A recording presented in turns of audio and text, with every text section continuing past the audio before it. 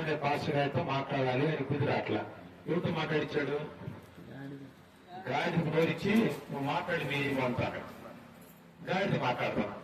ఏమయ్యా యజమానుడా, నీ దగ్గరికి వచ్చినప్పటి నుంచి ఎప్పుడు ఎదురు మాట్లాడాను నీకు? ఎప్పుడన్నా నువ్వు ఎక్కి పలానా అంటే పోయాను కానీ కాదు అన్నారా? అనలేదుగా. ఇప్పుడు ఎలట్లా ఎందుకనట్లా నీకు వైపు రావాలిగా, నీకు అర్థం కావాలిగా, తప్ప సేవకుడు కదా నువ్వు అని ఆగిపోయి ఆయన కథ తీసుకుని కొడుతున్నాడు. నా మాట కూడా పోలేదు వాడు. దాన్ని ఎంతమంది ఒక 5 నేను పోను, ఒక్కసారి ఎదురు చూడవా వాడు. దేవుడు అతను ఆత్మీయ నేత్రాలు తీర్చాడు. ఎదురే ఉన్నారు, కత్తి కొట్టుకొని పోక రెడీగా ఉంది. దేవుని మాట మీరు వెళ్తున్నావు, నీ సంగతి తెలుస్తారని. దేవుడు సార్వభౌముడు. స్తోత్రం చెప్పండి. ఆయన అన్ని సార్వభౌమత అధికారం కలిగిన వాడు. ఆయన పాపితో మాట్లాడతాడు, పాపంలో జీవించే వాడితో మాట్లాడు.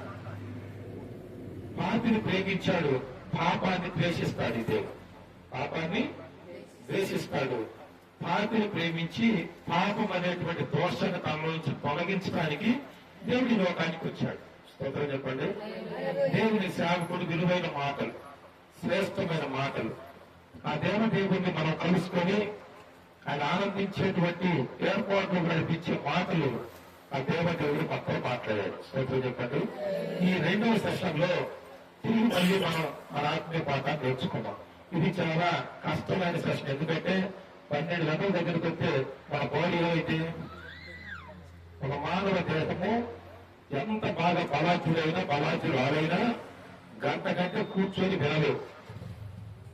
అయితే ఈ శ్రేష్టమైన సమయాన్ని మనం కోరుకొని ఏర్పాటు చేసుకున్నాం కాబట్టి కొద్ది ఓపిక తెచ్చుకొని ఇంకా ఎవరైనా మీకు సమయం ఇస్తున్నా ఒక్కొక్కరికి నిద్రపోగాకండి, శ్రద్ధగా ఆలోచించండి. నేను గట్టిగా ఒక హాఫ్ అన్ అవర్ వాక్యం చెప్తాను. ఒక హాఫ్ అన్ అవర్ చెప్తాను. ఆ వాక్యం హాఫ్ అన్ అవర్ అర్ధగంట మాత్రమే వాక్యాన్ని మనం ధ్యానం చేద్దాం. కొన్ని విషయాలు మీకు అర్థమైనట్టు వాక్యాన్ని ముందు ధ్యానం చేసుకుంటూ వెళ్దాం. ఓకేనా? ఎక్కడ పోకుండా ఉంటారు అనవి చేయకండి. మీరు తక్కువ ఏం చేస్తారంటే అవి చేయొచ్చు కదా, విడవలు చేయాలా? ఇంత కాదు, పెద్దలో పెట్టాలి.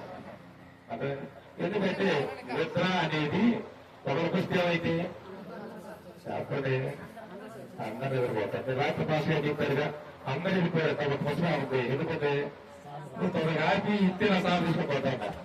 ఆ తొందరలో మనం దేవుడి పరిశుద్ధ లేఖన భాగంలో ఒక లేఖన భాగాన్ని దేవుడు మనతో మాట్లాడుతూ వస్తున్నాడు. ఏంటది? ఏ లేఖన భాగాన్ని ఏ వాక్యాన్ని ధ్యానిస్తూ మనం ప్రారంభించాం? ఇరవై గ్రంథం 9వ అధ్యాయం పేజీ. అందరూ పేజీ నంబరాలు గుర్తుపెట్టుకున్నారా? గుర్తుపెట్టుకోలేదా? సరే, వాక్యాన్ని అన్నా గుర్తొచ్చిందా? ఏంటి చెప్పండి. 3 అంశాలు చెప్పారు. దేవుడు నేనే నన్ను గ్రహించి పరిశీలనగా తెలుసుకోవడం వలన నేను ఆనందపడతాను. స్తోత్రం చెప్పండి. తండ్రి ఎప్పుడు ఆనంద బాష్పాలు కారుస్తాడంటే, ఆనందపడతాడంటే కుమారుడు తన కష్టాన్ని, తన యొక్క స్థితిని పరిశీలనగా ఎదిగినప్పుడు తల్లిదండ్రులు ఆనందపడతారు. ఆనందపడమే కాదు, ఆ బిడ్డల కొరకు ఇంకా ఏమైనా చేయాలని వారి జీవితాన్ని కూడా బలంగా పెడతారు. స్తోత్రం చెప్పండి. ఈ దేవదేవుడు ఇర్మియా గ్రంథం నుంచి మనతో మాట్లాడుతూ ఉన్నాడు. చూడండి, కూర్చోండి. యెహోవా ఇలాగు సెలవిచ్చుచున్నాడు, జ్ఞాని తన జ్ఞానమును బట్టి శూరుడు తన శౌర్యమును బట్టి అతిశయింపకూడదు. ఐశ్వర్యవంతుడు తన ఐశ్వర్యమును బట్టి అతిశయింపకూడదు. అతిశయించువాడు దేనిని బట్టి అతిశయింపవలెననగా భూమి మీద చూపుచు నీతి న్యాయమును గ్రహించి నన్ను పరిశీలనగా తెలుసుకున్నను బట్టి అటు వాటిలో నేను ఆనందించేవాడు ఉన్నారని దేవుడు చెప్తున్నాడు. స్తోత్రం చెప్పండి.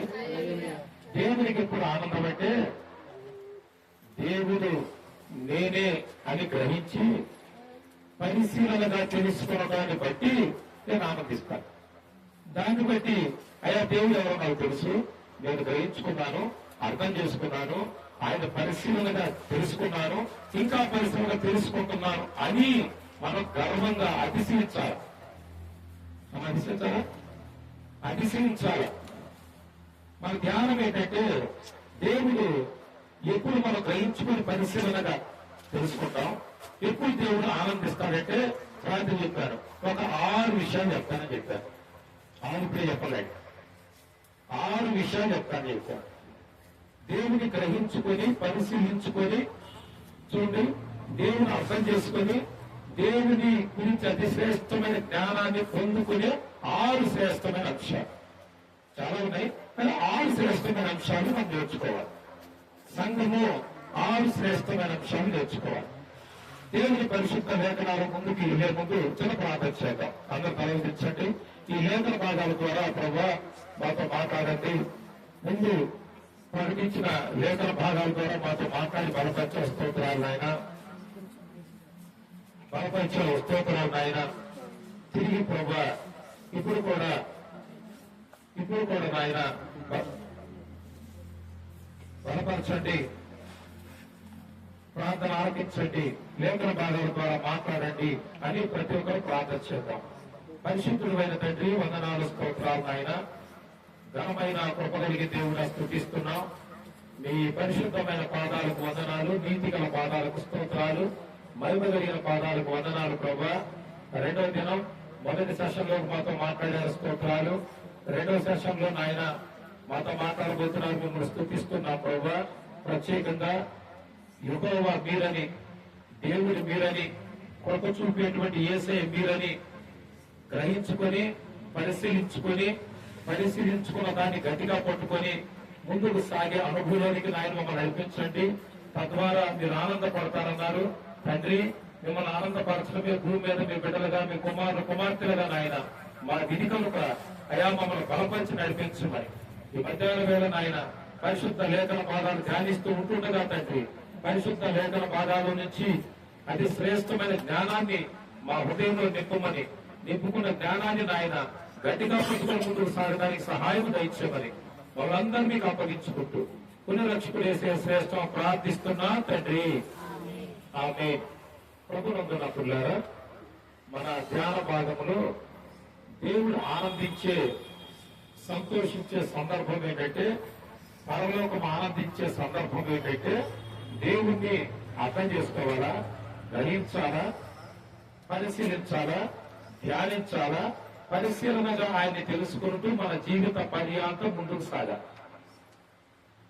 ఇట్లా చూడండి, ఇక్కడ ఉన్న ఈ సంఘంలో నిన్న మధ్యాహ్నం, నిన్న సాయంకాలం మంచి భోజనం పెట్టారు. కాకపోతే మంచి భోజనం పెట్టారు, రుచికరమైన భోజనం పెట్టారు. దాంట్లో పచ్చడి ఇంకా చాలా బాగుంది, చాలా బాగా చేశారు. మీ పాస్టర్ అదే సాక్షి చెప్పారంటే మా సంఘంలో ఉన్న అందరూ చాలా బాగా చేస్తారు అంటారు. అమ్మా, వంట చేయడమే కాదు, అది శ్రద్ధగా తీసుకొచ్చారు, శ్రద్ధగా భోజనం పెట్టారు. ఎవరు నేర్పేది మీకు? అంటే వంట చేసిన వచ్చేది చెప్పండి, ఎవరు నేర్పారు మీకు? ఎవరు నేర్పారు చెప్పండి? తల్లి నేర్పారు. ఆ తల్లికి ఎవరు నేర్పారు? వాళ్ళమ్మకి ఎవరు నేర్పారు? అంటే ఎక్కడి నుంచి వస్తుంది ఈ వంట విధానం? ఎవరు నేర్పారు? తల్లి తన అనుభవం నుండి బిడ్డకు నేర్పింది. ఆమె తల్లి అయ్యి తన బిడ్డకు నేర్పింది. ఆమె మళ్ళీ తల్లి అయ్యి తన బిడ్డకి ఒక అనుభవం నుండి, ఆ అనుభవం అందరికీ వస్తుందా? ఆ అనుభవం వస్తుంది.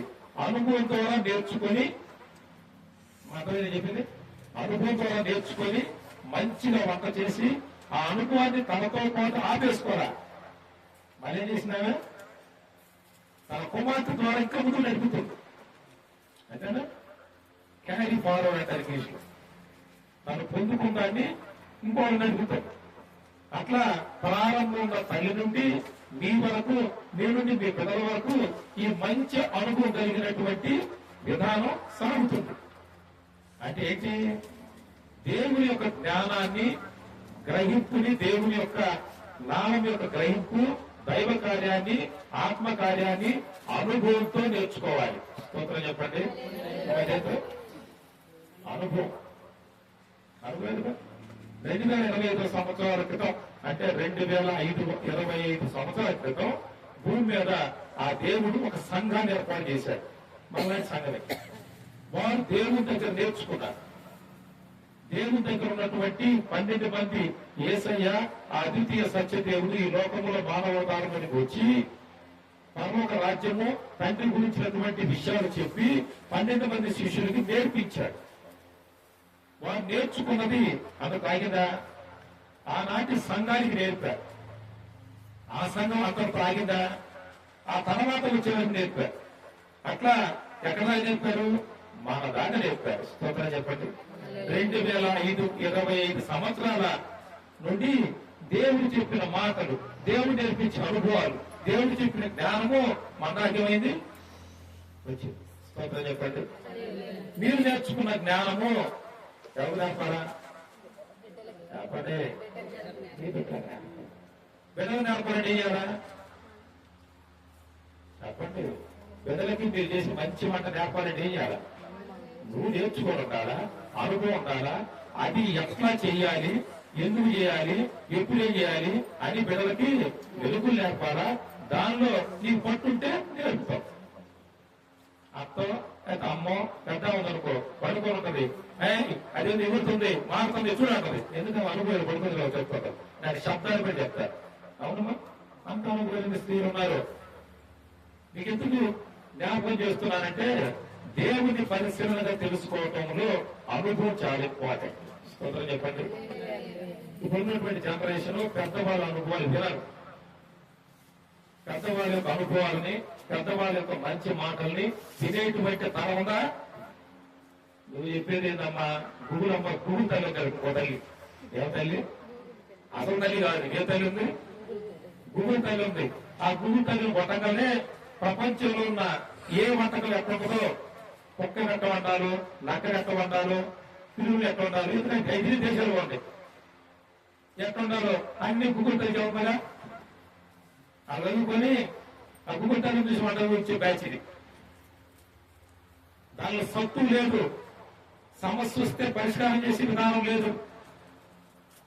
ఒక పని చేస్తున్నావు, పాడైపోయింది, దాన్ని తిరిగి ఎట్లా ఉపయోగించాలో మార్చాలో ఈ తల్లి చెప్పగలదు.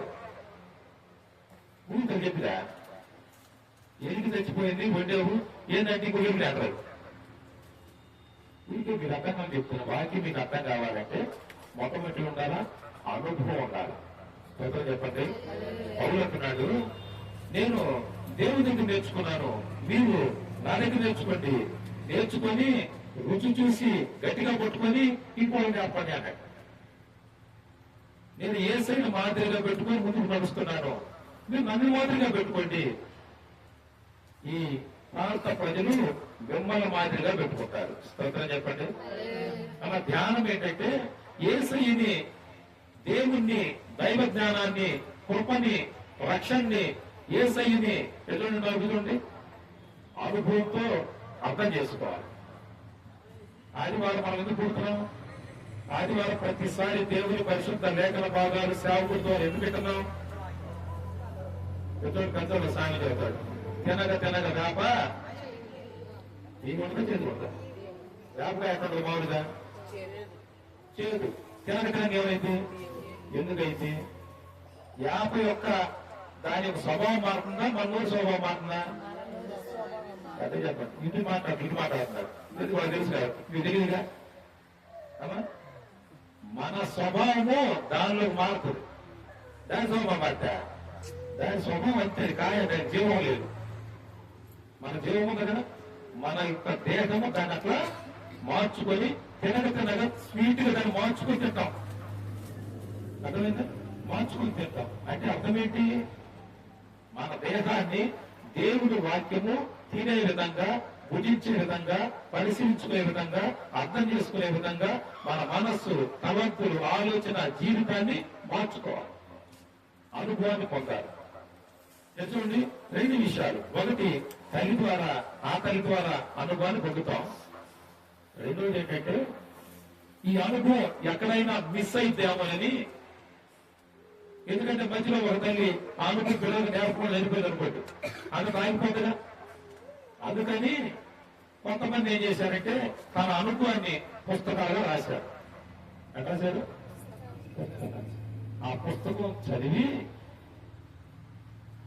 దేవుణ్ణి గ్రహించుకోవచ్చు, లేక ఆ పనిని అర్థం చేసుకోవచ్చు.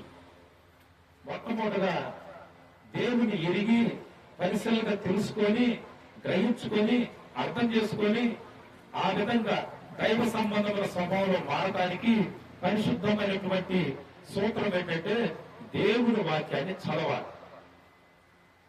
సూత్రం చెప్పండి, ఏం చేయాలండి? దేవుని వాక్యాన్ని చదవాలి. దేవుని గురించి తెలియచేసే పుస్తకాన్ని, బైబిల్ని, ధర్మశాస్త్రాన్ని చదవాలి. మాస్టర్ గారు మాకు చదువు రాదు కదా, చదువు రాదు ఏం చేయాలి? నేను చెప్పాను కదా, మీకు బాగా ఇష్టమైన ఉత్తరం రాశాను, చదువు కదా అంటాం. చదివించుకోవాలి. లేదంటే దేవుని పరిశుద్ధ సేవకుడు ఆదివారం వాక్యం చెప్పేటప్పుడు శ్రద్ధగా వినడానికి ఇష్టపడాలి. వాక్యాన్ని చదవాలి, ధ్యానించాలి, వినడానికి ఇష్టపడాలి. ఎదుటి వినటం వల్ల ఏమొచ్చింది? విశ్వాసం. చదవటం వల్ల విశ్వాసం వచ్చిందా? వినుట ఎంత శక్తివంతమైంది, చదవడం ఎంత శక్తివంతమైంది? చదవటం వలన ఏమొచ్చింది? జ్ఞానం. వినటం వలన విశ్వాసం. విని విశ్వాసం పొంది ఆ జ్ఞానయుక్తంగా అర్థం చేసుకున్న దాన్ని గట్టిగా పట్టుకోండి. అర్థమైంది? అర్థమైంది? పరిశుద్ధ జీవ గ్రంథంలో బైబిల్ ఏమంటుందంటే, నా లేఖన భాగాలని, నా పరిశుద్ధ జీవ గ్రంథాన్ని, నా మాటల్ని బాగా ఆధారం చేసుకొని ధ్యానించాలి. వాక్యాన్ని బాగా పఠించాలా, చదవాలి. యోహాను సువార్తలు యేసయ్య ఒక మాట చెప్పాడు. 5వ అధ్యాయం 39 వచ్చింది. యోహాను సువార్త 5వ అధ్యాయము, యోహాను సువార్త 5వ అధ్యాయము 39 వచ్చిన ఒక మాట చూడండి. లేఖనములందు నీకు నిత్య జీవము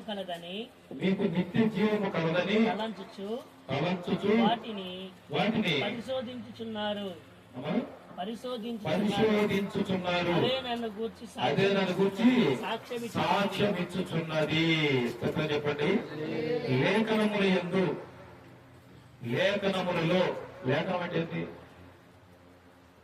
దేవుని వాక్యం, దేవుని గురించినటువంటి తెలియచేసేటువంటి మాటలు. ఇట్లా చూడండి, మాట దేవుని గురించి తెలియచేసే శబ్దం. ఊరికి ఈ మాట చెప్తున్నాను చూడండి. ఓంకారనాదం అంటే ఏంటి? ఓంకార పదవినారా అంటే ఏంటి?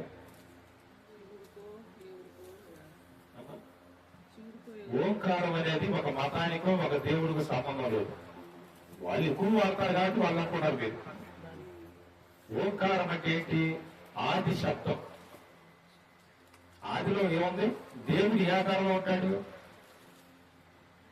దేవుడికి ఆకారం ఏంటండి? ఆయన శబ్ద ఆకారంలో ఉన్నాడు. ఏంటి? శబ్దం. ఆయన స్వరం. ఆది అందు బైబిల్ ఏముంది? వాక్యం అంటే ఏంటి? వాక్యం అంటే ఏంటి? వాక్యం దేవుడి. వాక్యం అంటే ఏంటి అసలు? దేవుడు అంటే వాక్యము అంటే ఏంటి? వాక్ అంటే ఏంటి? నేను మాట్లాడేది ఏంటి? మాట. మాటనే లక్ష్మణుడు ఎవరు రాస్తారు? వాక్యం. మాట. మాట అంటే ఏంటి? మాట అంటే ఏంటంటే నా దేహంలో నుంచి వచ్చేటువంటి శబ్దం. అంతేనా? నా దేహంలో వచ్చేటువంటి శబ్దం, నా దేహంలో వచ్చేటువంటి ఆ స్వరం. ఆ స్వరం తెలుగు మాట్లాడుతుంటే తెలుగు స్వరం, హిందీ మాట్లాడితే హిందీ స్వరం. అర్థమైందా? దేవుడు శబ్దాకారంలో ఉంటాడు. ఓంకారం అంటే ఆది శబ్దం అని బైబిల్ లేదండి. ప్రారంభ మాట ఏది మనది? ఆది అందు వాక్యం అంటే ఏంటి? శబ్దం. ఓంకారం ఉంది. బైబిల్ అర్థం చేసుకోవాలి. జీవవాక్యం ఉంది, అంటే జీవపు స్వరం అది. అర్థం చేసుకోండి, దేవుని మాటల్ని గ్రహించండి. ఇక్కడ యేసయ్య చెప్తున్న మాట చూడండి, లేఖనముల్లో మీకు నిత్య జీవము కలదని తలంచుచు వాటిని పరిశోధించి నా మాటలు యేసయ్య చెప్తున్న మాటలు. లేఖనముల్లో చూడయా, లేఖనములలో లేఖనముల యందు ఎందుకు మీకు నిత్య జీవం కలదని లేఖనములలో. నిత్య జీవం బైబుల్ని రెండు భాషలో రాశారు. గ్రీకు, ఆదిమ, హిబ్రీ భాష నుంచి ట్రాన్స్లేట్ చేశారు. ఆ తెలుగులో తీసుకొచ్చారు. తెలుగులో మాండలికాలు ఉంటాయి. ఏమంటాయి? తెలంగాణ వాళ్ళు మాట్లాడే భాష కదా, విన్నదా? వాళ్ళ భాషకి. రాయలసీమ వాళ్ళు మాట్లాడే భాష కదా, వాళ్ళ దగ్గర ఉంటుంది. అర్థమైందా? శ్రీకాకుళం వాళ్ళ భాష మాట్లాడేది కదా, ఈస్ట్ వెస్ట్ గోదావరి మాట్లాడతారు. ఈస్ట్ వెస్ట్ గోదావరి వేరే మాట్లాడతారు. నేను అది చదువుకునేది. వాళ్ళు తిట్టు కూడా ఏమంటారు? తిట్టి అవునండి మీరు తండ్రి అట్టండి అంటారు. తిట్టులో కూడా ఏమన్నారా? అండి అని అంటారు. అంటీ కూడా మాట్లాడరు. అంటే మాండలికాలు అంటారు. బైబుల్ని కొన్ని మాండలికాలు రాశారు. అంటే అర్థం ఏంటంటే లేఖనముల యందు అదే కూడా. దాని అర్థం ఏంటంటే లేఖనముల్లో, వాక్యములో, దేవుని స్వరములో. దేవుని స్వరములో ఏముందంట చదవండి అక్కడ. మీకు నిత్య జీవం కలదని తలంచుచు వాటిని పరిశోధించుచున్నారు. అవే నన్ను గురించి సాక్ష్యం చెప్తున్నాయి. స్తోత్రం చెప్పండి. నన్ను గురించి ఎవరు సాక్ష్యం చెప్తున్నారు? దేవుని వాక్యం, లేఖనం. ఇదేంటి? బైబిల్ ఏంటి? దేవుని వాక్యం, దేవుని మాట, దేవుని స్వరం. దేవుడు దీని ఆధారం చేసుకుని మాట్లాడతాడు. ఈ 66 పుస్తకాల్లో ఉన్నటువంటి దేవుని మాటలు, ఈ మాటలు పరిపూర్ణ గ్రంథం ఇది, సంపూర్ణ గ్రంథం ఇది. ఈ గ్రంథములో ఏది కలపడానికి లేదు, తీసివేయడానికి లేదు. ఈ ప్రపంచం మీద ఉన్న 900 కోట్ల మందిలో 600 కోట్ల మంది బైబిల్ చదువుతున్నారు. అది ఎంత శ్రేష్టమైంది. గిన్నీస్ బుక్ లో, వరల్డ్ రికార్డ్స్ లో 11 సార్లు ఇది ఎక్కింది. ఎందుకు? ఈ దేవుని పుస్తకాన్ని అందరూ చదువుతున్నారు. ఎక్కువ ముద్రించబడి, ఎక్కువ ట్రాన్స్లేట్ చేయబడి. ఎందుకంటే ఇది పరలోకానికి పరమ తండ్రి దగ్గర చేర్చగలదు అని ఈ ప్రపంచం అంతా నమ్మింది.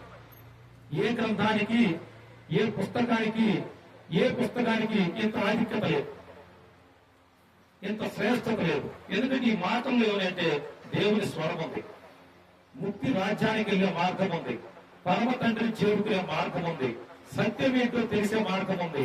ఎట్లా చూడండి, మానవ సంబంధమైన ఆలోచనలకి, సంశయాలకి ఇదే ఎవరే సమాధానం.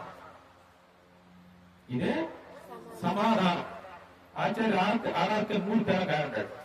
ఆయన బ్రాహ్మణ కులంలో పుట్టాడు. బ్రిటిష్ పరిపాలనలో ఉన్నామా. ఆయన అప్పట్లో చదువుకున్నాడు. ఒక దొరగారికి ట్రాన్స్లేట్ చేయడానికి ఆయన చూసుకున్నారు. అయ్యా నేను చెప్పే మాటలు తెలుగులో వీళ్ళు చెప్తుంటూ అని చెప్పాడు. అప్పట్లో చదువుకున్నాడు పెద్దగా లేదు. ఆయన ఎందుకు వచ్చాడంటే ఈ దొర చెప్పేటువంటి ట్రాన్స్లేట్ చేస్తే డబ్బులుతాడు. అయితే ఈ బైబుల్లో, ఈ పుస్తకంలో ఎన్ని తప్పులు ఉన్నాయి ఎప్పుడు వచ్చాడు. ఆయన ఎందుకు వచ్చాడు? మా వేదం కంటే, మా వేద గ్రంథం కంటే దీనిలో చాలా తప్పులు, మా వేద గ్రంథమే శ్రేష్టం అనుకున్నాడు. ఆయన ట్రాన్స్లేట్ అయినాక ఈ గ్రంథాన్ని తరిచి చదివాడు. చివరికి ఈ గ్రంథమే కరెక్ట్ అని తన అభిప్రాయం మార్చుకొని ఈ గ్రంథాన్ని 80 సంవత్సరాలు భూమి మీద ప్రకటించాడు. చెప్పండి. ఆయన చనిపోయాడు. ఇప్పుడు కూడా యూట్యూబ్ లో అన్నిట్లో ఆయన ప్రసంగాలు ఎనని ప్రవక్త లేడు, పాస్టర్ లేడు. ఎరుగునప్పుడు నిండుతారు. అర్థమైంది? ఏంటి? అంతగా ఒక మనిషిని దేవుని దగ్గరకు చేర్చేటువంటి గ్రంథం ఇది. దేవుని స్వరము ఈ గ్రంథం ద్వారా మనము వినగలుగుతాం. విన్నామని చూడండి. ఈ గ్రంథముల నుండి తప్ప, ఈ వాక్యముల నుండి తప్ప, ఈ పరిశుద్ధ జీవ గ్రంథము కాకుండా ఏ సేవకుడు వచ్చి మాట్లాడినా, పౌలు అంటాడు దేవదూతలే పరలోకం నుండి దిగి వచ్చి చెప్పినా మీరు వినవద్దు. స్తోత్రం చెప్పండి. మన ధ్యానం ఏంటంటే యేసయ్య చెప్తున్నమాట, లేఖనముల్లో అంటే నా మాటల్లో, నేను ఇచ్చినటువంటి ఈ పుస్తకములో, మీతో నేను మాట్లాడినటువంటి, మీకు రాసినటువంటి ఈ ఉత్తరములో ఏముందంటే మీకు నిత్య జీవనం కలదని తలంచి, శాశ్వతమైన జీవితం ఉంది, ఆత్మ జ్ఞానం ఉంది, పరలోక రాజ్యం చేరే మార్గం ఉంది అని తలంచి వాటిని పరిశోధించుచున్నారు. అదే నన్ను గురించి సాక్ష్యం చెప్తాయి. స్తోత్రం చెప్పండి. అమ్మా, దేవుని పరిశుద్ధమైన మాటలే దేవుని గురించి సాక్ష్యం చెప్తాయి. అర్థమవుతుందా? ఒక్క మాట మీకు జ్ఞాపకం చేసి, ఒకటి, దేవుడు ఎప్పుడు ఆనందిస్తాడంటే దేవుని వాక్యాన్ని చదవాలి, దేవుని వాక్యాన్ని ధ్యానించాలి, దేవుని వాక్యాన్ని ఎదురునవ్వుతుంటే దేవుని వాక్యాన్ని పరిశోధించాలి, దేవుని వాక్యాన్ని వెతకాలి. కీర్తన 150 కీర్తనలు రాశాడు కీర్తనకారులు అందరూ. ప్రారంభ కీర్తన ఏంటి? ప్రారంభ అయితే మొదటి 3 చదవండి. దుష్టుల ఆలోచన చొప్పున నడవక, దుష్టుల ఆలోచన చొప్పున నడవక, పాపుల మార్గము నిలవక, అపహాసకులు కూర్చుండ చోట కూర్చుండక. యెహోవా 3 ధర్మశాస్త్రము ఏంటి? నడవద్దు, కూర్చోవద్దు, ఇప్పుడు చెప్పండి, ఆలోచన నిలవద్దు. లోక సంబంధమైన భిన్న అభిప్రాయాలు కలిగిన వాడు, దుష్ట సాంప్రదాయాలు కలిగిన వాడు, విభిన్నమైనటువంటి భక్తి విధానం కలిగిన వారి దగ్గర కూర్చోవద్దు, నుంచోవద్దు, నిలబడద్దు. ఏం చేయమన్నాడు? యెహోవా ధర్మశాస్త్రమునందు దేవుని ధర్మశాస్త్రమును ఆనందించుచు, ధ్యానించి ఆనందించుచు, దివారాత్రములు ధ్యానించువాడు ధన్యుడు. స్తోత్రం చెప్పండి. ఎవరు దీవించబడ్డవాడు? దేవుని వాక్యాన్ని ధ్యానించి ఆనందిస్తూ దివారాత్రములు దేవునితో సాగేవాడు. స్తోత్రం చెప్పండి. ధ్యానం అంటే ఏంటి? ధ్యానం అంటే ఏంటి? ఆలోచించడం. ఇంకా ధ్యానం అంటే ఏంటి? మందిరంలో జనరల్ మనం చేసే పని ఏంటంటే రావటం, ప్రార్థన చేస్తాం, పాట పాడతాం, వాక్యాన్ని వింటాం, వెళ్తాం. మరి ఈ ధ్యానం బాగుంది. ఎప్పుడైనా మందిరానికి 11 గంటలకు మందిరం అనుకోండి, 10 గంటలకు వచ్చి ఒక్కదానివే మౌనంగా కూర్చొని అంతకుముందు చెప్పినటువంటి ఒక వాక్యం మీ హృదయంలో ఉంటే ఈ వాక్యం ఏంటి అని ఎప్పుడైనా ఆలోచన చేశావా? ఏదో ఒక మాట నీ హృదయంలో పట్టుకుంది, ఆ మాట గురించి ఆలోచన చేశావు, ధ్యానించావు. ధ్యానించడం అంటే మనసు, తలంపు, ఊహ అంతా దేవుని మీద లగ్నం చేయడం. యోగా కాదు, యోగా చేస్తారు కదా, యోగాలు కాదు, ఇంకొక వ్యాపకం కాదు. దేవుని వాక్యాన్ని ధ్యానించాలి, లేఖనాన్ని ఆధారం చేసుకోవాలి, వాక్య ఆధారముగా జీవించాలి. అదేం వాక్య ఆధారంగా జీవించాలి, వాక్యాన్ని ఆధారం చేసుకుని నేర్చుకోవాలా. ఈ లేఖన భాగమే, ఈ బైబిల్ మనకి ఆధారం, దేవుని మాటే ఆధారం. యేసయ్య అన్నాడు, లేఖనముల యందు మీకు నిత్య జీవం ఉందని గ్రహించుకొని పరిశీలించుకోవాలి. నా మాటలోనే యేసయ్య ఏమనంటే మనకి రక్షణ సిద్ధపరిచి కలవరి శిలువలో తన రక్తాన్ని చిందించి ప్రాణం పెట్టి మనకు రక్షణ సిద్ధపరిచి పునరుద్ధారుడై ఆయన ఆరోహణమయ్యి వెళ్ళేటప్పుడు ఒక మాట చెప్పాడు. ఏం చెప్పాడు? మీ కొరకు నేను తిరిగి పరిశుద్ధ ఆత్మదేవుడు పంపిస్తా. ఎవరు పంపిస్తా? పరిశుద్ధ ఆత్మదేవుడు పంపిస్తా. ఆయన వచ్చి ఏం చేస్తాడు? ఆయన ఏం చేస్తాడు? ఆయన వచ్చి కొత్త బోధ చేయండి. మీకు నేను భూమి మీద ఉన్నప్పుడు ఏ మాటలు మీకు చెప్పారో ఆ మాటలే తీసుకొని మీకు బోధిస్తాడు. మళ్ళీ చెప్పాడు, ఆ మాటలే మీకు బోధిస్తాడు. నాలోని తీసుకొని నేను చెప్పిన మాటలను తిరిగి మీకు బోధించి సర్వసత్యంలో నడిపిస్తాను. తీర్పులోనికి వెళ్లకుండా నీ పాపాన్ని ఒప్పింపజేసి సర్వసత్యంలో నడిపిస్తాడు. ఎటువంటి తండ్రి అయిన దేవుడు ఆనందించడానికి మనం ప్రారంభించాం. ఆయనే కుమారుడు రూపంలో వచ్చాడు. ఆయన అన్నాడు తండ్రి దగ్గరికి వెళ్ళాలి మనం అందరూ అన్నాడు. ఆయన వెళుతూ అన్నాడు తిరిగి నీకు ఎవరు పంపిస్తానన్నాడు చెప్పండి. పరిశుద్ధ ఆత్మదేవుడు రూపంలో మీకు మరలానే వస్తాను అని చెప్పాడు. ఈ ముగ్గురు కూడా ప్రయత్నం ఒకటే. అందరం కూడా తండ్రి దగ్గర చేరే మార్గం ప్రభువే ఆత్మ. కొంచెం అర్థం చేసుకోండి. ఆ ఆత్మ జ్ఞానం ఆ దేవుడు మనకు నేర్పించడానికి తండ్రిని చేయడానికి మనం నేర్పిస్తున్నాడు. దానిలో ప్రథమ సూత్రం ఏంటంటే వాక్యాన్ని ఆధారం చేసుకొని మన భక్తి జీవితాన్ని కట్టుకోవాలి. మన కుటుంబాన్ని మన వ్యక్తిగత జీవితాన్ని కట్టుకోవాలి. ఎప్పుడైతే దేవుని వాక్యాన్ని ఆధారం చేసుకుంటామో ఆ వాక్యము మనం ఏం చేసింది సర్వశక్తిలో నడిపించింది. పాపం ఏంటో చెప్పింది. ఆ పాపం నుండి వైదొలిగేటువంటి మార్గం చెప్పింది.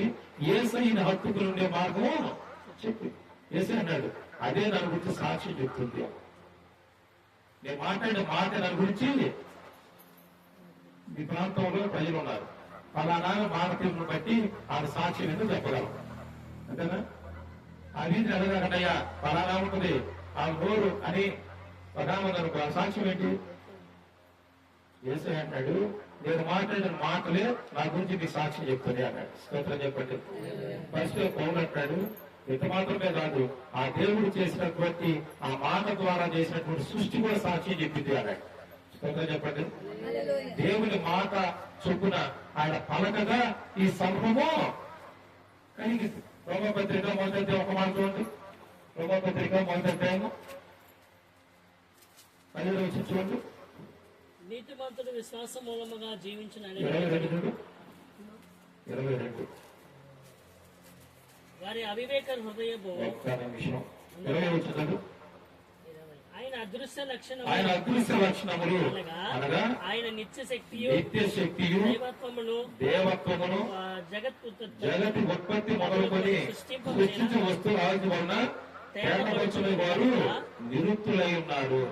అమ్మా దేవుని వాక్యంలో యేసయ్య అన్నాడు ఆయన అదృశ్య లక్షణాలు. ఆయన అదృశ్య లక్షణాలు ఏంటి? ఆయన మాట ద్వారా జగతి ఉత్పత్తి ప్రారంభమైంది. ఉత్పత్తి కొనసాగుతుంది. ఉత్పత్తి తిరిగి దేవుడు తీసివేయగలడు. ఇక్కడ ఏమన్నాడు? నిత్య శక్తి. దేవుడికి ఏముందండి? దేవుడు ఎవరు? నిత్య శక్తివంతుడు. నీ దేహంలో ఉన్న ఆత్మ అనేటువంటి దీపాన్ని నిత్యం వెలిగిస్తూ దేవుడు చెప్పండి. దేవుడు నీ దేహంలో ఉన్న మన దేహంలో ఉన్న ఆ ఆత్మ అనే దీపం బయటకు వచ్చింది అనుకోండి ఏమైంది? చనిపోవడం అంటే ఏంది? మన దేహంలో ఉన్న జీవాత్మ ప్రాణము బయటికి రావడం అంతే కదా. ఈ ఆత్మకు శక్తి ఇచ్చి నడిపిస్తుంది ఎవరు చెప్పండి. ఎంత శక్తి కావాలి ఇన్ని ఆత్మలు ఆయన వెలిగించి నడిపించాలంటే? అట్లానే సూర్యుడిని నిత్యం మండించాలని ఎంత శక్తి కావాలి అమ్మా? ఎంత శక్తి కావాలి? చంద్రుడిని మండించాలని ఎంత శక్తి కావాలి? నక్షత్రాలు మండించాలని ఎంత శక్తి కావాలి? భూములు పంట వేస్తారు దాన్ని తిరిగి మొలకలించి దాన్ని జీవింపజేయడం ఎంత శక్తి కావాలి చెప్పండి. ఆయన నిత్య శక్తివంతుడు. స్తోత్రం చెప్పండి. ఆయన శక్తికి ఎలాంటి మార్పు లేదు. మన శక్తిలో చెప్పండి. ముందే 12, 20 ఏళ్ళు 30 ఏళ్ళు వచ్చలే ఏం పరిగెత్తావో 40 ఏళ్ళు రాగానే చెప్పండి. 50 రాగానే 60 రాగానే చెప్పండి. ఒక భక్తుడు చెప్పాడు మన మరణ దినానికి శరవేళంగా పరిగెత్తున్నాం మనం. జరుగుతున్నావా? మరణ దినం ఒకటి ఉంది దాని దగ్గరికి పరిగెత్తున్నాం. పరిగెత్తే క్రమంలో దేహంలో ఉన్న శక్తి అంతా తగ్గిపోయి ఆడికి వెళ్తాం. వాళ్ళకి వెళ్తామా? ఎందుకంటే నిత్య శక్తి బట్టి ఆ దేవుని శక్తి ఏంటో స్వరం ఏంటో అర్థం చేసుకోవాలి. అది దేవుని వాక్యమే చెప్తున్నాం. రెండో మాట ఏమన్నాడు? దేవత్వము కలిగిన వాడు. స్తోత్రం చెప్పండి. మచ్చ, దాగు, మత్సరము, పాపము ఎలాంటి లేనటువంటి పరిశుద్ధుడు, దేవత్వము కలిగిన వాడు. దేవత్వము కలిగిన వాడు. ఆయన ముందు నిలబడటానికి ఎవరికి కూడా శక్తి లేదు. ఆయన చూడటానికి శక్తి లేక పరలోకంలో ఉన్న దేవదూతలు రెక్కలతో ఏం చేస్తున్నారు? వారి ముఖాలు కప్పుకున్నారట. ఆయన శక్తి, ఆయన ప్రభావం, ఆయన మహిమ, ఆయన యొక్క శక్తిని, ఆయన యొక్క ప్రభావాన్ని వారు చూడలేక ఏం చేశారు? వారు రెక్కలు కప్పుకున్నారు, రెక్కలతో కళ్ళు కప్పుకున్నారు. దేవత్వం యొక్క సర్వ పరిపూర్ణత కలిగిన వాడు యేసయ్య. స్తోత్రం చెప్పండి. దేవత్వం యొక్క సర్వ పరిపూర్ణత శరీరాకారంలో క్రీస్తుగా ఈ లోకానికి వచ్చింది. మరియ గర్భంలోనికి ఎవరు వచ్చారు? యేసయ్య వచ్చాడా? అమ్మా ఎవరు వచ్చారు? లోకాసు వార్త మొదటి అధ్యాయం. లోకాసు వార్త మొదటి అధ్యాయము చదివా? తీసావా? మొదటి అధ్యాయము 34 వచ్చిన. అందుకు మరియా నేను పురుషుని ఎరగల దానినే ఎలాగూ జరుగున దూత అనగా దూత పరిశుద్ధాత్మ నీ మీద కూర్చును, సర్వోన్నతుని శక్తి నిన్ను కమ్ముకొనును. స్తోత్రం చెప్పండి. మరి గర్భంలోనికి ఎవరు వచ్చారు? సర్వోన్నతుని శక్తి. స్తోత్రం చెప్పండి. సర్వోన్నతుని శక్తి అంటే ఏంటి? Almighty power. ఆ దేవాది దేవుడు, ఆ సర్వోన్నతుని శక్తి, ఆ నిత్య శక్తి, ఆ ఓంకార నాదం, ఆ జీవ ఆత్మ, ఆ జీవ వాక్యము మన కొరకు అపరిమితమైన శక్తి కలిగినటువంటి ఆ దేవుడు పరిమితమైన దేహంలోకి వచ్చాడు. స్తోత్రం చెప్పండి. అమ్మ మన పరిమితం కలిగిన వాడమే కదా? అవునా కదా? మన పరిమితమైన శక్తి 45 డిగ్రీలు వేడి వచ్చిందానికి ఏం చేద్దాం? ఇప్పటికే మీరు నేను కూహ అంటున్నావు కదా. ఇంకొక 5 సెంటీమీటర్లు వేడి పెరిగింది అనుకో, ఏమైంది? ఏసీ కూడా పనిచేయదు. అప్పుడేం చేయాలా? అమ్మా అయ్యా, ఇది మన పరిస్థితి. అంత సర్వోన్నతమైన శక్తి కలిగిన దేవుడు మనం ప్రేమించి కృప చూపించి మరియ గర్భంలోనికి వచ్చాడు. ఆయన ఆ సర్వోన్నతమైన శక్తి కలిగిన దేవుడు మరియ గర్భము నుండి శిశువుగా బయటకు వచ్చారు. ఆయనకే యేసు అని పేరు పెట్టారు. స్తోత్రం చెప్పండి. యేసు అంటే చెప్పండి. అసలు యేసు అంటే రక్షకుడు. స్తోత్రం చెప్పండి. రక్షకుడు. ఆ సర్వోన్నతుని శక్తి, అపరిమితమైన శక్తి, లేఖనములందు నిత్య జీవాన్ని మన కొరకు సిద్ధపరిచిన ఆ దేవుడు, వాక్యమైన దేవుడు, శబ్దాకారముల దేవుడు మన కొరకు ఎక్కడొచ్చాడు? పరిమితమైన దేహంలోనికి యేసుగా రక్షకుడిగా వచ్చాడు. స్తోత్రం చెప్పండి. యేసు ఎందుకన్నాడు?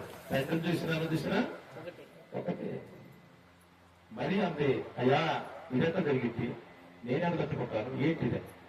మరియా నీకు కృప వచ్చింది అంది. స్తోత్రం చెప్పండి. మరి ఏమొచ్చింది? కృప వచ్చింది. కృప పొందావు నువ్వు. కృప అంటే ఏంటి?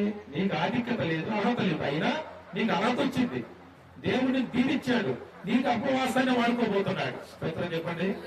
అమ్మ మన ధ్యానం ఏంటంటే వాక్యాన్ని ఆధారం చేసుకొని దేవుడిని తెలుసుకోవాలి, వాక్యాన్ని నేర్చుకోవాలి, వాక్యానుసారంగా జీవించాలి, వాక్యానుసారంగా అనుభవం గడించాలి. స్తోత్రం చెప్పండి. వాక్యానుసారంగా అనుభవం గడించాలి. నిన్న లెటనే జరిగింది.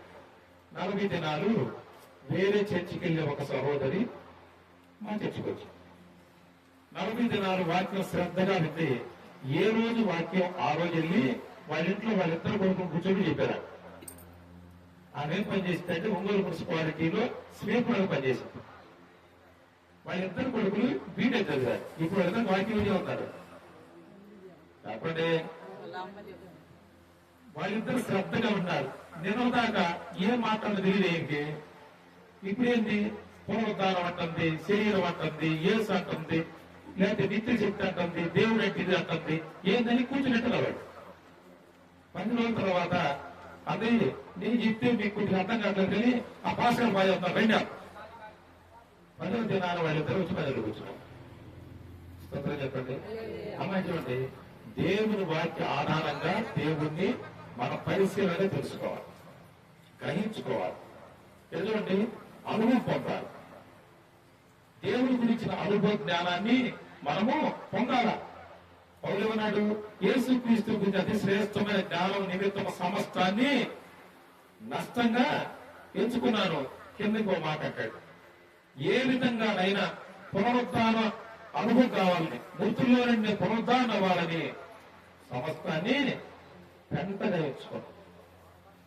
మన ప్రథమ భాగము, ప్రథమ ప్రయారిటీ లేదా మొదటి స్థానం ఇవ్వాలి దేవుని వాక్యం మీద ఆధారపడటానికి ఇవ్వాలి. స్తోత్రం చెప్పండి. ఊరికే నేను ఈ మాట చెప్తున్నాను.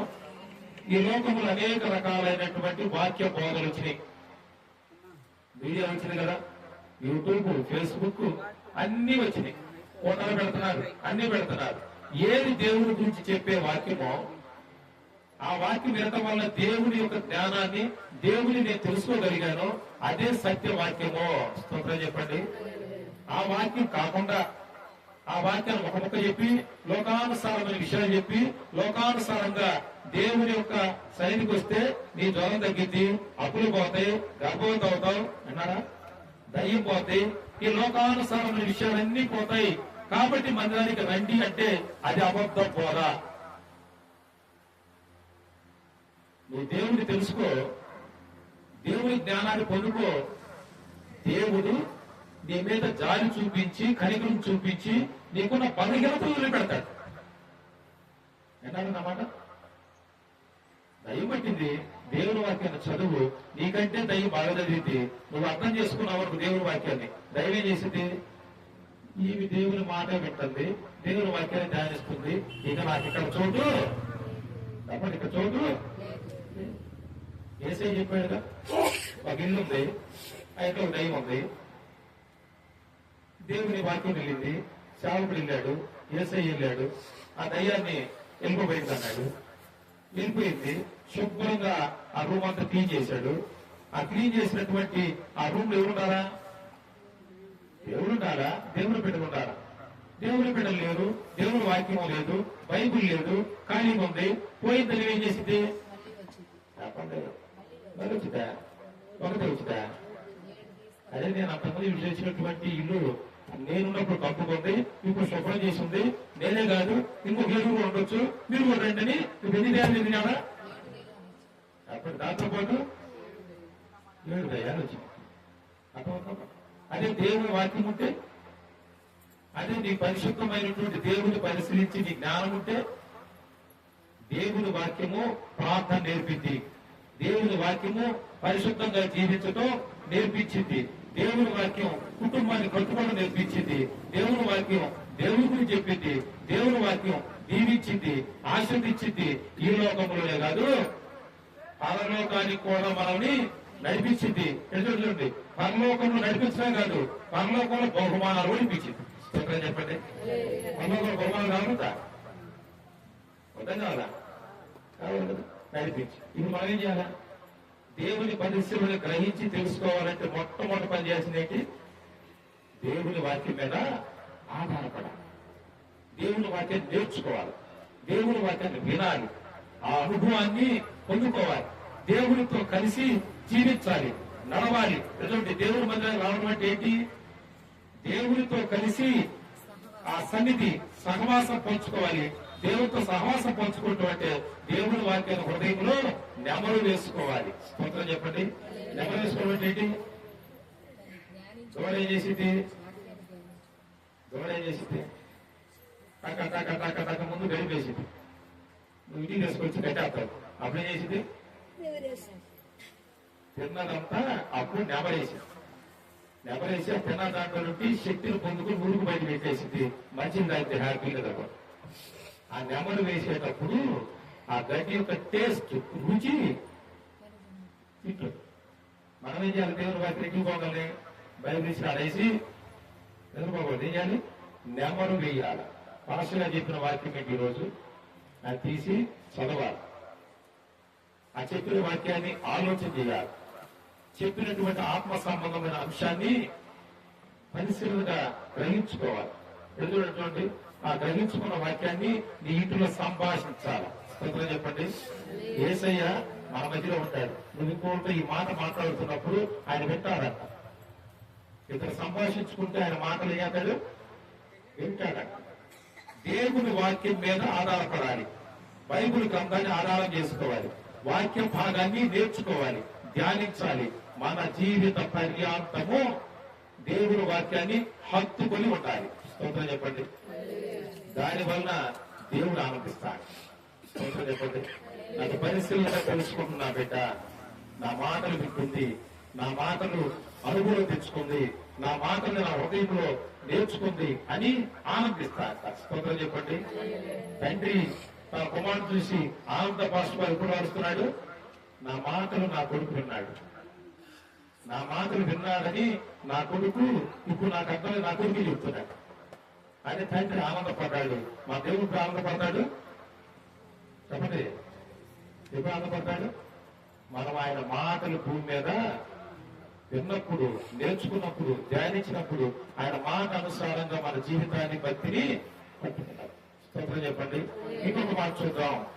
ఎప్పుడు దేవుడు ఆనందిస్తాడంటే రెండో స్తోత్రం ఏంటంటే ప్రార్థనాపూర్వకంగా జీవితాన్ని నడిపించినప్పుడు. స్తోత్రం చెప్పండి. కీర్తన గ్రంథము 119 కీర్తన చూడండి, 18 వచ్చిన త్వరగా 119 కీర్తన 18 వచ్చి చూడే. నేను నీ ధర్మశాస్త్రమందు ఆశ్చర్యమైన సంగతులను చూచినట్లు కన్నులు తెరవుము. ఎట్లా ఏమని బాధ చేస్తున్నాడు ఆయన? నీ ధర్మశాస్త్రంలో ఆశ్చర్యకరమైన సంగతి చూసినట్లు నా కన్నులు తెరువయ్యా. ఏంటి ప్రార్థన? నీ వాక్యములో ఉన్న ఆశ్చర్యకరమైన సంగతులు చూచులాగున నా ఆత్మీయ నేత్రాలు తెరువు. స్తోత్రం చెప్పండి. దేవుని వాక్యము ఆత్మ సంబంధమైన వాక్యం, జ్ఞాన సంబంధమైన వాక్యం.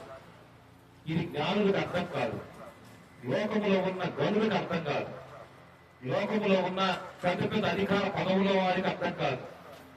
దేవుడు ఎవరికైతే ఆ వాక్యాన్ని ఇవ్వాలని ఇష్టపడతాడంటే ఆయన వాక్యం నేర్చుకోవాలని, ఆ వాక్యములో ఉన్నటువంటి ఆశ్చర్యకరమైన సంగతులు చూడాలని ఆశ కలిగి ఉంటారో, అడుగుతారో, వారికి దేవుడు విసినపరుస్తాడు. స్తోత్రం చెప్పండి. ఇక్కడ భక్తులు నీ వాక్యం నందు ఆశ్చర్యకరమైన సంగతులు చూసినట్లు నా ఆత్మీయ నేత్రాలని తెరవండి. మరేం ప్రార్థన చేయాలి? ప్రార్థనాపూర్వకంగా ప్రార్థన నేర్చుకోవాలి. ప్రార్థన దేవుని దగ్గర చేయాలి. ప్రార్థనలో దేవుని తెలుసుకునేటువంటి అంశం ఉండాలి. మన ప్రార్థన ఏముంది?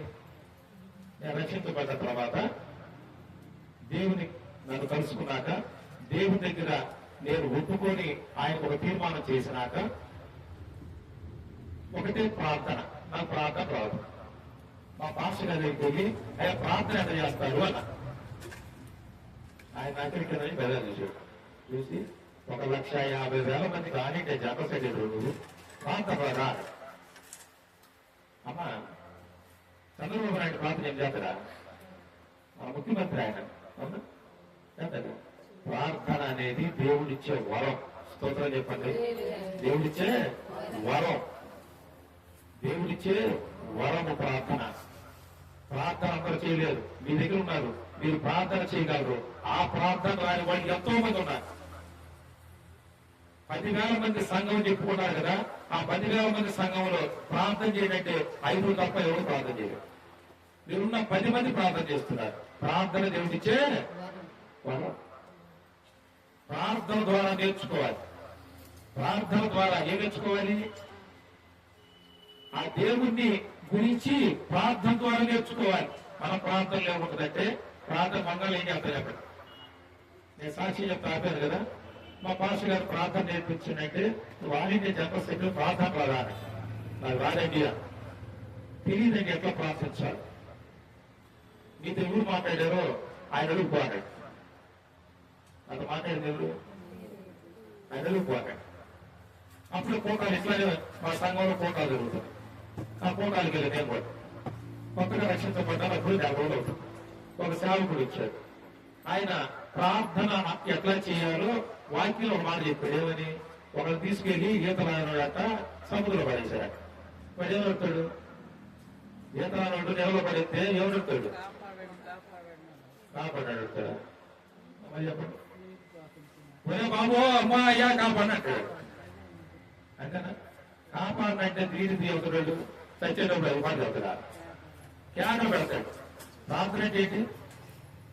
అయ్యా నువ్వు నాకు తెలియదు, నువ్వు నాతో మాట్లాడుతున్నావు, నేను నీతో ఎట్లా మాట్లాడాలో నాకు నేర్పుకునేటువంటి కేక. కేక అంటే నోటికాయ కాదు, హృదయంలో నుండి, ఆత్మలో నుండి.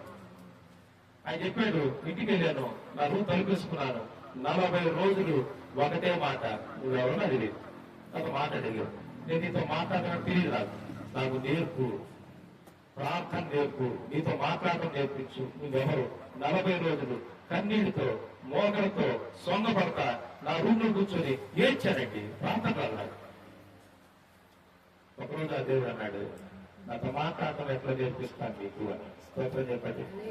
అలా ఈ దేవుడి దగ్గర కూర్చుంటే ఈ ప్రార్థన నేర్పిస్తాడు. అదేంటి అందరూ ప్రార్థన చేస్తున్నారు కదా, అందరూ ప్రార్థన చేయొచ్చు. ఆ ప్రార్థన దేవుడు విన్నాడు. ఈ పైక కూడా ఏ ప్రార్థన పెట్టాడు? అయ్యా నీ వాక్యములో నీ మాటలో ఉన్న ఆశ్చర్యకరమైన సంగతులు చూచులాగున నా హృదయ నేత్రాలు తెలుగు. యుక్తముగా ఎట్లా నీకు ప్రార్థించాలో, నీ చిత్తానుసారంగా ఎట్లా ప్రార్థించాలో నాకు నేర్పించు. శిష్యులు చదివారు, యేసయ్య తండ్రితో మేము ఎట్లా మాట్లాడాలో మాకు ప్రార్థన నేర్పించు అన్నాడు. యేసయ్య చెప్పాడా? ఏం చెప్పాడు? పరలోకమందున్న మా తండ్రి నీ నామము భూమి మీద నిత్య పరిశుద్ధపరిచేటువంటి అనుభవం నాకు దయచేయి. రెండోది పదవ ప్రాంతాలు 6 మొత్తం 6 చూడండి. 6 చూడండి. దాంట్లో 3 కంటెంట్స్ ఉంటాయండి. రెండో అంశం ఏంటంటే మా అనుదిన ఆహారము నేడు మాకు దయచేయము. మేము శోధనలో తూరులో పడకుండా మమ్మల్ని తప్పించాయా. మేము మా రుణస్తులు క్షమించిన ప్రకారము మా రుణాలు మీరు క్షమించండి.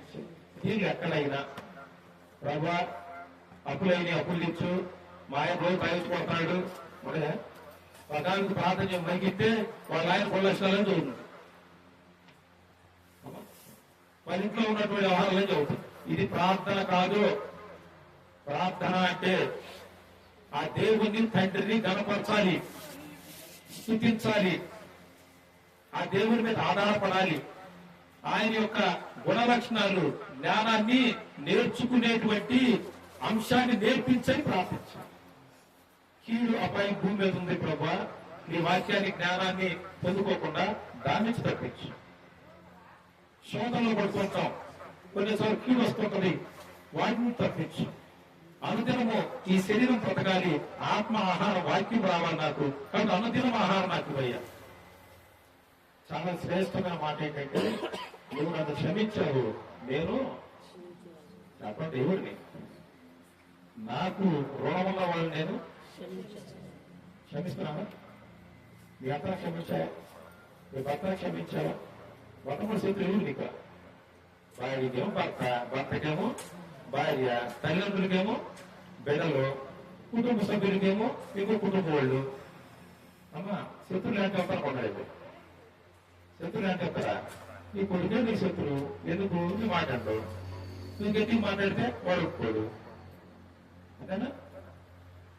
వాడిని క్షమించాలి, వాడిని క్షమించాలి, క్షమించాలి. నేను వాడిని క్షమించే శక్తి కూడా నాకు అమ్మ క్షమించడానికి కూడా శక్తి కావాలి తెలుసా?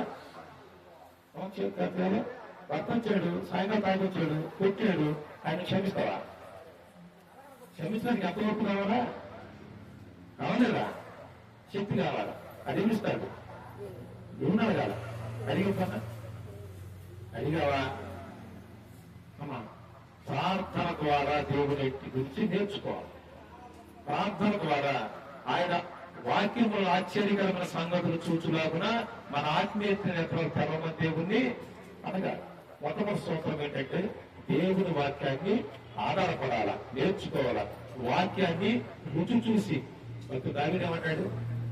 యెహోవాని రుచి చూసి నేను ఎరగాల. ఒకసారి దేవుని యొక్క జ్ఞానాన్ని, దేవుని పరిశుద్ధ నామాన్ని, దైవత్వాన్ని, నీతిని రుచి చూస్తే ఈ లోకంలో నేను జీవించే కాలంలో నేను కొత్త విషయాలు చెప్తాను. 1,50,000 మంది ఆడింటే జనరల్ సెక్రటరీ ఉన్నాయి. అన్ని నా జీవిత ప్రయాణం అంతా విమానంలో తిరగటం. ఇది మీ పల్లె లాంటి పల్లెలోనే బ్రతికాను నేను. అక్కడే మా అమ్మ దేవుడు దగ్గర పని చేసిన చదివించాను. ఎక్కడ తీసుకెళ్ళాడు దేవుడు నన్ను? ఆ స్థాయికి తీసుకెళ్ళాడు. నేను వెళ్తూ ఉంటే ఈ 29 రాష్ట్రాల్లో మా డిపార్ట్మెంట్ లో ఉన్న ఎస్సీ ఎస్టీ ఉద్యోగులు కాళ్ళ మీద పడతా ఉంటారు. అయ్యా మా జనరల్ సెక్రటరీ మాకు ఇచ్చే జనరల్ మన పోతా ఉంటే కాళ్ళ మీద జనం పడుతుంది. ఎక్కడ ఉంటుంది? నా వయసు అంత తెలుసా? 35, ఇప్పుడు 46. కాళ్ళ మీద పడతా ఉన్నారు. సార్ సార్ అంటారు. ఎట్లా ఉంటుంది? చెప్పండి, ఎట్లా ఉంటుంది? నా పక్కన ఒక నలుగురు ఉంటారు. ఒక ఆయన నేనేం చెప్తానో ఏం తాగుతానో అదే చేయడానికి, ఒక ఆయన నా ప్రయాణానికి కారులు, ఒక ఆయన నెక్స్ట్ ప్రయాణానికి ఏం ఏర్పాట్లు, ఏ నలుగురు ఉంటారు. నేను ఎక్కడ తిరిగి అక్కడ ఏసీ రూము మొత్తం కూడా. ఈ మాట ఎందుకు చెప్తున్నారు మీకు? ఈ స్థితిలో కొట్టింది ఎవరు? నా జ్ఞానమా, నా బలమా, నాకున్న క్యాచ? నేను ఎవరు తెలియదు. తెలియకుండానే నన్ను వాళ్ళు గెలిపించుకున్నారు. నమ్మకండి, ఇదంతా ఎవరిచ్చింది? దేవుడిచ్చింది. దేవుడిచ్చినటువంటి ఈ జ్ఞానం, దేవుడిచ్చిన ఆధిక్యత ఎందరికో లేని గొప్ప భాగ్యం. ఎందుకు సాక్ష్యం చెప్తున్నానంటే అంత స్థితిలో ఉన్న నాకు ప్రార్థన రాదు. దేవుడెవరు తెలుసు, కానీ దేవుని జ్ఞానం లేదు. నాకంటే మా ఆవిడ చాలా బాగా ప్రార్థన చేసింది. మా ఆవిడ చివరిగా ప్రార్థన చేసి సార్ ప్రభా మా ఆవిడ జబ్బనే పెట్టు నీ సన్నిధి అయ్యా. ఏమని? ఏదైనా జబ్బనే పెట్టు నీ సన్నిధి తీసుకురాయ్యా ప్రార్థన చేసి. మా అత్త మోకాళ్ళ మీద కూర్చొని అయ్యా ఈ ఖ్యాతి ఇదంతా మాకొద్దు, నీ సన్నిధిలో మా అల్లుడు వాటి చెప్పింది ప్రార్థన చేసి. అందరూ అక్కడే కోరుకుంటారు. చెప్పండి, ప్రార్థన చేసి దేవుడు అద్భుతంగా నన్ను రక్షించాడు, సేవలు దించాడు. మొట్టమొదటిగా ఎక్కడైతే మా అత్త, మా ఆవిడ, మా బంధువులు అనుకుంటారో అక్కడే పోయి వారికి చెప్పాను. ఎక్కడ చెప్పాలి వారికి? నేను ఎక్కడ వారికి చెప్పాలా? ఆ గంటల మొక్కకి వెళ్ళు, ఆడ కూర్చొని వాక్యం చెప్పి సాక్ష్యం చెప్పాను. ఆడకెళ్ళి వాక్యం చెబుతుంటే మా రెండో బామ్మకి వచ్చి నా ఇంటికి రాగాక, నా ఇంటి గడప పెట్టేస్తావు కాదు వాడు. నా ముందు నిలబడటానికి ఫోన్ చేసి రేపు వచ్చి మాట్లాడటానికి అవకాశం ఉందా అన్న వ్యక్తి ఏమన్నాడు? నా గడప దొక్కతో ముందు బయట ఉన్నాడు. దేవుని శ్రేష్టమైన జ్ఞానం పొందుకునే నిమిత్తం, దేవుని కొరకు నువ్వు జీవించే నిమిత్తం కొన్ని లోకములో నష్టాలు ఉంటాయి. ఉన్నాయా? నష్టాలు ఉంటాయి, ఇబ్బంది ఉంటది. కానీ ఇది శాశ్వతం, అది అశాశ్వతం. స్తోత్రం చెప్పండి. మనం చెప్తున్నటువంటి సాక్ష్యం ఏంటంటే, అమ్మాయి చూడండి, దీని కొరకు దేవుని రుచి, దేవుని జ్ఞానం, దేవుని పరిశుద్ధ నామం యొక్క ఆధ్యాత్మిక జీవితము రుచి చూసినాక ఇప్పుడు నేను జీవించిన జీవితం అంతా నాకు ఎక్కడ పడుతుంది? చాలా చందంగా నాకు అర్థం. ఇది శాశ్వతమైన జీవితం. స్తోత్రం చెప్పండి. ఇది శాశ్వతమైన జీవితం. ఒక ఆమె వచ్చింది మా వీధిలో ఉంటది. మేమంతా మా వీధిలో అంత హిందువులు ఉంటారు. ఒక ఆమె వచ్చి, బాబురావు గారు మాస్టర్లు బాగా ఆదాయం అంటగా ఏంటి? పాస్టర్గా మారితే ఉంటుంది ఆదాయం అంట కదా, అందుకు పాస్టర్గా మారేవా ఏంటి? పాస్టర్గా ఆదాయం అంటారా? ఆదాయం సంపాదించే పాస్టర్లు లేవు. ఏసైకి 12 మంది శిష్యులు. ఆ 12 మందికి ఎంత ఆదాయం ఉంది? చివరికి ఈ 12 ఖండాలు 6-7 ఖండాలకు వచ్చి ఏ ఖండంలో ఎవరు ఎంత తెచ్చిపోయామో తెలియదు. హతసాక్షులయ్యారు. యేసు కొరకు నువ్వు జీవిస్తే, దేవుని వాక్యాన్ని నీ హృదయం నింపుకుంటే, దేవుని కొరకు ఆత్మీయ విషయాలు నేర్చుకోవడానికి ప్రార్థన ప్రారంభిస్తే, ఈ లోకములో నీ దయగల స్థితిని దేవుడు చూస్తాడు. స్తోత్రం చెప్పండి. రాత్రి ఒక వాక్యం ధ్యానించేవేంటి? ఎంత గొప్ప రక్షణ, నిర్లక్ష్యం చేస్తే ఎంత గొప్ప రక్షణ, ఎంత గొప్ప రక్షణ. యేసయ్య ఈ లోకంలో బోధించినది ఎంత గొప్ప రక్షణ. ఆ రక్షణ బోధించేటప్పుడు ఇలాంటి మందిరాల్లో యేసయ్య మాట్లాడేవాడు, కొండ ప్రాంతాల్లో మాట్లాడేవాడు. ఆ మీటింగ్ కి చాలా మంది వచ్చేవాడు. ఆ మీటింగ్ వచ్చేవాళ్ళు కాళ్ళు లేని వాళ్ళు వచ్చేవాళ్ళు, గుడ్డి వాళ్ళు వచ్చేవాళ్ళు, రోగులు వచ్చేవాళ్ళు, పక్షవాయువు వాళ్ళు వచ్చేవాళ్ళు. వాళ్ళందరూ వేసే చూసేవాడు. దేవుని వాక్యము వారు బాగా వినాలంటే వారు ఆ బలహీనతలను బట్టి బాధపడుతున్నారు. అందుకని వారికి ఏం చేశాడు? గుడ్డివాడికి పాలిచ్చాడు, గుడ్డివాడికి చూపించాడు. ఏదన్నా జబ్బున్న వాళ్ళని జబ్బు తీసేశాడు, దయ్యాలు పెట్టిన వాళ్ళని దయ్యాలు తీసేశాడు. ఇంకా ఆహారం కావాలంటే ఆహారం పెట్టాడు. ఎన్ని చేశాడు? నువ్వు రక్షణ పొందాలని, స్తోత్రం చెప్పండి, దేవుని వాక్యం వినాలని, పరలోక రాజ్యాన్ని అర్థం చేసుకోవాలని, నీ ఆత్మజ్ఞానాన్ని పొందుకోవాలని, నువ్వు పరలోక రాజ్యాన్ని తండ్రిని చూడాలి. అట్లా కాదు పరలోక తండ్రి చూద్దాం, తర్వాత వాక్యాల తర్వాత నేర్చుకుందాం, దేవుని గురించినటువంటి పరిశ్రమలు కలిగి దేవుని ఆనందపు తర్వాత చేద్దాం, ముందు నాకు మాత్రం డబ్బు పోవాలి, అప్పులు పోవాలి, రోగం పోవాలి అని అంటే దేనికి ప్రయారిటీ ఇస్తావు నువ్వు? ఒకసారి జ్వరం పోయిందనుకోండి, మరి జ్వరం రాదా? చెప్పండి, రాదా? ఒకసారి దయ్యం పోయింది, నీలో పరిశుభ్రత లేదు, నువ్వు ఇంకా మారు మనసు పొందలేదు, దయ్యం వస్తే పోయిందా? అలాగా అది శాశ్వతమైంది ఏంటి? ఎంత గొప్ప రక్షణ. నాకు సేవకుడు మాట్లాడాడు, నీ పాపాన్ని వైదొలిగి నీతిలోకి రావాలని యేసయ్య ఈ లోకానికి వచ్చి మనకు బోధించాడు, రక్షణ బోధించాడు, దాని కొరకు ప్రాణం పెట్టాడు, రక్తం చిందించాడు, ఆయన జీవ మార్గాన్ని ఏర్పాటు చేశాడు. అంటున్నాడు, తండ్రి దగ్గర అంటే నేనే మార్గం, జీవం, సత్యం. అమ్మాయి చూడండి, నా వైపు మొదటి సూత్రం దేవుని మీద ఆధారపడాలి, దేవుని వాక్యం మీద ఆధారపడి నేర్చుకోవాలి, వాక్యాన్ని నేర్చుకోవాలి, వాక్యం మీద ఆధారపడాలి, వాక్యాన్ని ధ్యానించాలి. వాక్యము చూచినట్టు మన ఆత్మీయ నేత్రాలు తెరవాలి. వాక్యం ఆశ్చర్యమైన సంగతులు. మీరు బైబిల్ చదవండి, బైబిల్ ఇంకా చదవకుండా ఆపలేదు. బైబిల్లో చదవడం ప్రారంభమైతే చదవకుండా ఆపలేదు. మీ పాస్టర్ గారు ఉన్నారు, ఆయన ఏం చదువుకోరా, ఆయన ప్రారంభంలో బైబిల్ చదవడం రాదు, మీకు తెలుసలేదు, ఆయన తిరుగుతాడు, అది వాస్తవం చదవడం. ఇప్పుడు బైబిల్ చదువుతాడు, ఆ బైబిల్ మీద వ్యాఖ్యాన పుస్తకాలు చదువుతాడు, దేవుడు నేర్పిస్తాడు. దేవుని వాక్యాన్ని చదవాలి, వాక్యం మీద ఆధారపడాలి. రెండో అంశం ఏంటంటే ప్రార్థనాపూర్వకంగా చెప్పండి, ప్రార్థనాపూర్వకంగా నేర్చుకోవాలి. ప్రార్థనలు ఏమన్నారంటే దేవుని వాక్యంలో ఆశ్చర్య సంగతులు చూచులాగున మా నేత్రాలు తిరుగుతావా, నీ కొరకు మేము ఎట్లా జీవించాలో నేర్పించు. ఇలా చూడండి, నీ కొరకు జీవించే ఈ జీవితంలో నా కుటుంబం, బిడ్డలు అందరూ క్షేమంగా ఉంటే నాకు ఇంకా సహకారంగా దేవుని వాక్యం నేర్చుకోగలుగుతాను, కాబట్టి వారిని కూడా మీ చిత్తంలో నడిపించు అని ప్రార్థన. ప్రార్థన ద్వారా దేవుని తెలుసుకుంటే ఆయన ఆనందపడతాడు. స్తోత్రం చెప్పండి, ఆనందపడతాడు. ఇంకొక 5 నిమిషాలు ఉంది, ఇంకొక మాట చెప్పి నేను ముగిస్తా. ఇంకొక మాట చూడండి, యాకోబు పత్రిక మొదటి అధ్యాయం 21వ వచనం. యాకోబు పత్రిక మొదటి అధ్యాయం 21వ వచనం.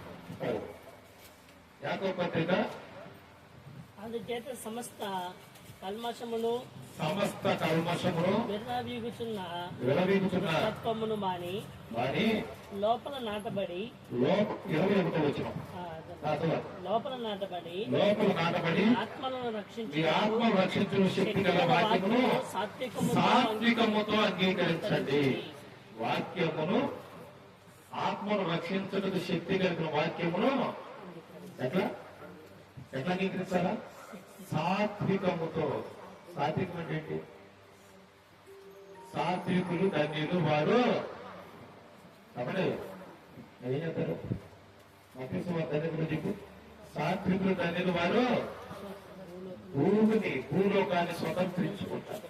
సాత్వికత్వం అంటే ఏం చెప్పండి? సాధు గుణం. సాధు గుణం. పంచేంద్రియాలు మన మీద పెత్తనం చేయకుండా ఉండేది గుణం. పంచేంద్రియాలు ఏంటి? పంచేంద్రియాలు ఏంటి అమ్మా? కదా చెప్పు. పంచేంద్రియాలు ఏంటి? పంచేంద్రియాలు ఏంటి చెప్పండి? కళ్ళు, ముక్కు, నోరు, నాలుక, చర్మం. ఏం చేస్తాయి? మీ పంచేంద్రియాలు 5 ఇంద్రియాలు ఏం చేస్తాయి? ఈ 5 ఇంద్రియాలు పనిచేయకపోతే ఏమై చెప్పండి? కళ్ళు చూపు పోయింది, వినికిడి పోయింది, వాసన పోయింది, రుచి పోయింది, చర్మము శవర రాని ఇట్లా ఏమైంది? మనిషి ఉంటాను కూరెట్ట ఉన్నట్ట. ఇవన్నీ కూడా సాధు గుణంగా ఉన్నాయి. సాధు లక్షణం ఏంటి? ఇవన్నీ కూడా అదుపాద్యంలో ఉండాలి. వినయముతో సాత్వికముతో నేర్చుకోవాలి. దీన మనస్సు కలిగిన వారు ధనిలు, వారు దేవుని సాత్వికత, వినయంగా దేవుని వాక్యం నేర్చుకోవాలి. ఎట్లా? వినయంగా. ఇంట్లో గందరగోళం ఉందండి, మందిలో కూడా గందరగోళం ఉంది. నువ్వు వాక్యం నేర్చుకోగలవు, వాక్యం వినగలవు, వాక్యాన్ని ధ్యానించగలవు. ఇంటిలో నువ్వు సాత్వికంగా జీవించాలి. సాధువైనట్టు గుణ లక్షణాలు ఇలా ఉండాలి. భక్తేమన్నాడు? స్త్రీలు సాధు గుణ లక్షణాలు ఏంటంటే పై కనబడే ఆడంబరాలు కాదు, ఈ హృదయం అంతరంగా సాధు గుణం ఉండాలి, సాత్వికం ఉండాలి. వినయంతో దేవుని వాక్యం నేర్చుకోవాలి. దేవుని కట్టావాలా? వినయంతో రావాలా, దమ్మంతో కాదు. నీ లోకంలో ఉన్న ఖ్యాతిని మొత్తం కొట్టుకుని కాదు, వినయముతో దేవుని సన్నిధికి వచ్చి నేర్చుకోవాలి. నీ బయట ఉన్నటువంటి దర్పాలన్నీ ఇలా బయట రావు. నీ ధనముని రక్షించదు, నీ కులము రక్షించదు, నీకున్న ఉద్యోగం రక్షించదు, నీకున్న తల్లిదండ్రుల యొక్క ఖ్యాతి లెగసీ నిన్ను రక్షించదు, వారికి ఉన్నటువంటి విధానం అంతా రక్షించదు. వినయముతో సాత్వికముతో దేవుని వాక్యాన్ని కాబట్టి నేర్చుకో. సాత్వికంతో దేవుని వాక్యం మీద ఆధారపడాలి. ఎందుకంటే నేను కొత్తగా జాయిన్ అయ్యే డిపార్ట్మెంట్ లో ఇంగ్లీష్ బాగా రాస్తాను, బాగా మాట్లాడతాను, ఉత్తరం రాస్తున్నాను. నా పైన ఒక అధికారి ఉన్నాడు, రాసి ఆయన ఫైల్ పంపిస్తున్నాను, ఆయన కొట్టేసి నాకు వెనక పంపిస్తున్నాడు. నేను రోజు చూశాను, అన్ని ఫైల్స్ కొట్టేసి వెనక పంపిస్తున్నాడు. పాపం వచ్చినా నాకు ఒకరోజు పోయి, ఎవరు కొన్నావు? నేను ఇంజనీరింగ్ చదువుకున్నా, ఇంగ్లీష్ బాగా రాస్తా, నేను ఫైల్ వెనక పంపిస్తున్నావు, తప్పే ఉందా? ఆయన నాకు కట్టాల్సి లేదా? ఏమన్నారా? కోపడి నాకేదో బేమోలో ఏదో ఇవ్వాలి. ఒకరోజు మధ్యాహ్నం వచ్చి మాకు టీకి వెళ్దాం అన్న. టీకి తీసుకెళ్ళి నువ్వు రాసే దాంట్లో తప్పేమీ లేదు, కానీ రాసే పద్ధతి అది కాదు. రాసే దాంట్లో తప్పేం లేదు, కానీ పద్ధతి ఉంటుంది. ఏ పద్ధతి? బ్రిటిషుడు పోతా మనకు ఒక పద్ధతి నేర్పాడు.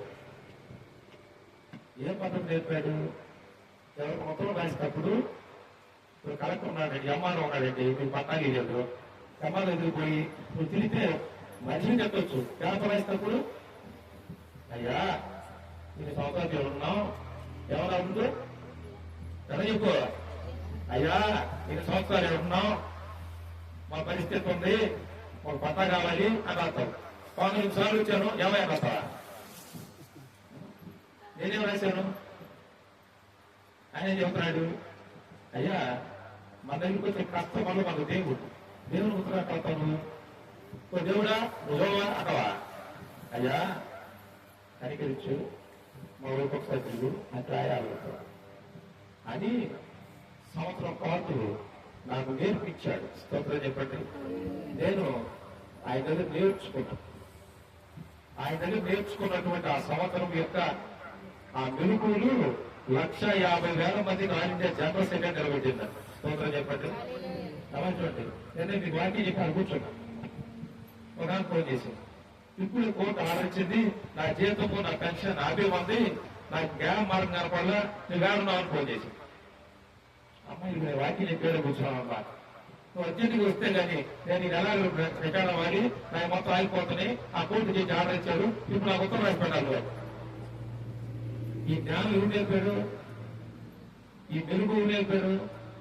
నాకు నేర్పించిన ఆయన చనిపోయాడు, కానీ ఆయన నేర్పించిన విద్య అన్నారా? అమ్మా దేవుడిని నేర్చుకోవాలా? వినయముతో నేర్చుకోవాలి, లోబడి నేర్చుకోవాలి, సాత్వికంగా నేర్చుకోవాలి. అందువల్ల దేవుడు ఆనందిస్తాడు. స్తోత్రం చెప్పండి. సేవకుడు వాక్యం చెప్తున్నాడు, వినయంతో వినాలి, లోబడి వినాలి, సాత్వికం వినాలి. యేసయ్యే మాట్లాడుతున్నాడు అని చెప్పండి వినాలి. సేవకుడు మాటలు చెప్పడు. దేవుని వాక్యంలో నుండి దేవుడి మాటలే మీకు చెప్తాడు.